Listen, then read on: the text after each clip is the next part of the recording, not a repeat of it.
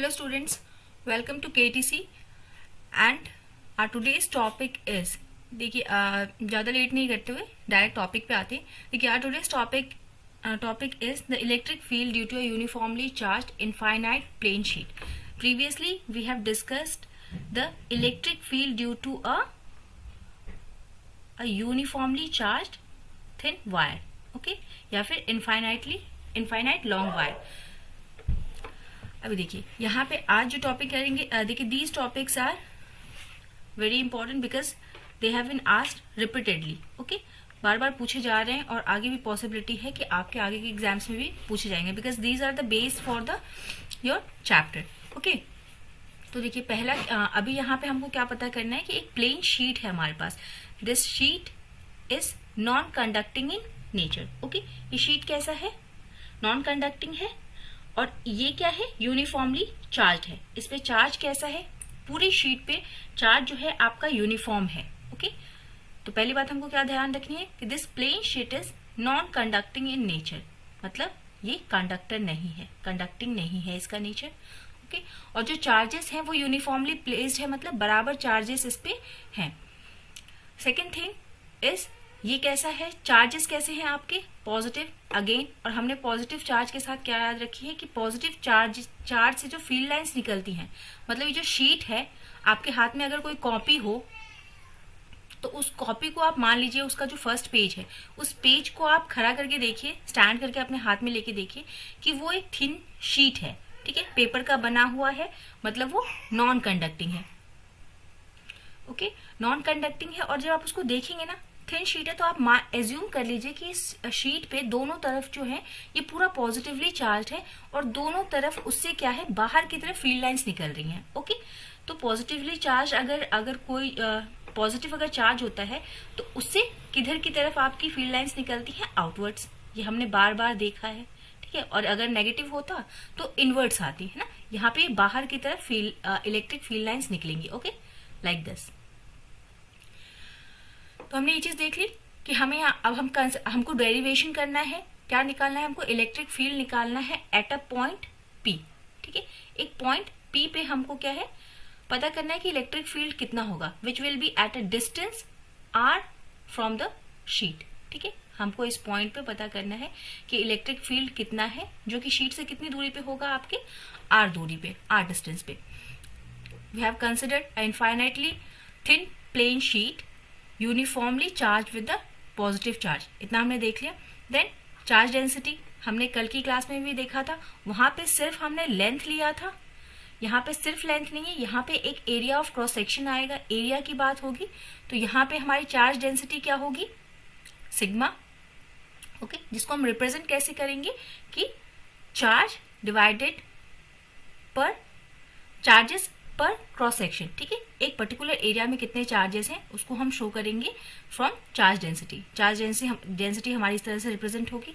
Then हमको electric field कहाँ पता करना है? At a point P which will be at a distance R from the sheet, okay, इतना क्लियर।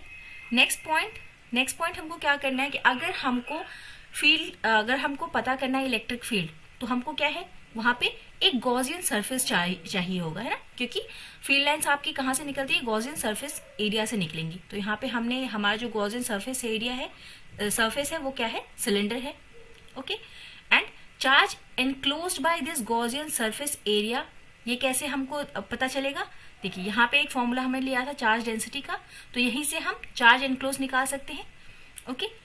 क्यू लाने के लिए हम इधर ले जाएंगे, ए से मल्टीप्लाई हो जाएगा, ये हमको मिल जाएगा charge enclose by the Gaussian surface area, कि यहाँ पे कितना चार्ज है।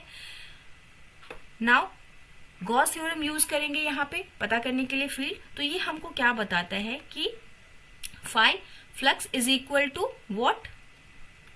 दिस, इसी को हम यहाँ पे क्या बोल रहे हैं? फाई, है ना, phi is equal to what? Charges enclosed divided by epsilon naught, इतना हमको पता है, ठीक है। अब हम डेरिवेशन अपना आसानी से कर सकते हैं। हमको जितनी भी चीजें चाहिए थी या फिर जितनी भी चीजें हमको नोन है हमने सारी ले ली, जो कंसिडर करना था कंसिडर कर लिया। अब देखिए, अब चलते हैं अपने डेरिवेशन पे, ओके। देखिए जब भी हम ऐसे किसी का भी डेरिवेशन करेंगे, जैसे कि हमने पहला किया वायर का, ठीक है, एक वायर का हमने देखा, दूसरा अभी हम थिन शीट का, प्लेन शीट का कर रहे हैं, नेक्स्ट इसके बाद हम क्या करेंगे, स्फेरिकल सेल का हम करेंगे, ठीक है, सेल का हम निकालेंगे। तो सारे केसेस में हमको क्या करना है, हमको एक गॉसियन सरफेस लेना है जिसका एरिया कंसिडर करना है, और हमको देखना है कि जो यूनिट वेक्टर है, एरिया यूनिट वेक्टर है, जो डीएस आता है बार बार हमारा, है ना, डीएस जो आता है वो क्या है, एरिया वेक्टर है गॉसियन सरफेस का, और हमको क्या वहां पे देखना है, और इलेक्ट्रिक फील्ड लाइंस के बीच में एंगल क्या है ना, यही चीज हमको सारी चीजें बता देती हैं। अब देखिए हमारे पास यहाँ पे फिर से 3 एरियाज आएंगे, एक तो ये, सेकेंड ये area, this is a, this area is also a, और एक यहाँ पे है, एक यहाँ पे छोटा सा हम एरिया क्रॉस सेक्शन ले लेंगे, ओके, क्योंकि यहाँ पे हमारा शीट जो है, शीट यहाँ पे है, तो हम एक यहाँ पे ले लेंगे, और इन तीनों जगह पे हम यूनिट वेक्टर और इलेक्ट्रिक फील्ड लाइंस के बीच में हम एंगल पता करेंगे, ओके। अब देखिए ये शीट है, तो इससे आउटवर्ड फील्ड लाइन निकल रही है, और यहाँ पे क्या है, आपका यूनिट वेक्टर, एरिया वेक्टर जो है वो इसी डायरेक्शन में है, और फील्ड लाइंस भी इसी डायरेक्शन में है। तो हमारे यहाँ पे थीटा कितना बन जाता है, 0 डिग्री का। Same condition will be here also कि थीटा इज इक्वल टू हमारा 0 डिग्री। अब देखिए यहाँ पे क्या है, फील्ड लाइंस आपकी किधर को जा रही है, इधर को जा रही है, और यूनिट एरिया वेक्टर किधर को है, ये ऊपर को है, ओके, ये field lines. So the angle will be here is theta is equal to हमारा 90 डिग्री। बस हमको इतना ही काम करना है, और इन तीनों एरियाज का हमको सम अप करना है, और इस सम अप से हमको क्या मिल जाएगा कि इस पॉइंट P पे हमारा इलेक्ट्रिक फील्ड कितना है। चलिए तो देखिए, एज वी नो कि this is equal to what, हमने पहले भी कल भी देखा है इससे पहले वाली क्लास में कि charges enclosed bye epsilon not. अब द एरियाज, 3 एरियाज हमारे पास, 1, 2 एंड 3, इन तीनों को देख लेते हैं। यहाँ पे क्या है, ds, ई ds, देन फर्स्ट एरिया के लिए plus this for second area, second this for the third area, है ना।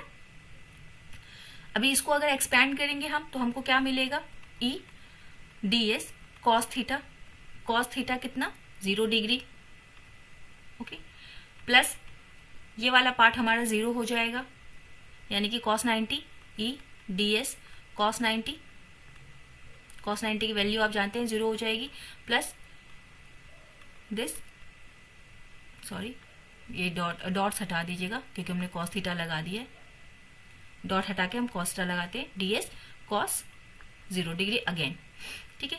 This will be your 0 because cos 90 is your 0, and ये जो ds है यहाँ 1 हो जाएगा, यहाँ 1 हो जाएगा, और ds की जगह पे हम पुट कर देंगे आपका क्या है, a, ओके। तो ये हमारा आ जाएगा a प्लस e, ds की जगह पे हमने लिख दिया a is equal to this, okay, है ना। इसको जब आप सम अप करेंगे तो आपके पास क्या आ जाएगा, देखिए ये हमारे पास आ जाएगा 2e a, हम चार्ज एनक्लोज की जगह पे हम क्या लिख सकते हैं, यहाँ पे हमने देखा था कि charge is equal to what, sigma into A, हम यहाँ पे q की जगह पे सिग्मा a लिख सकते हैं divided by epsilon naught, okay.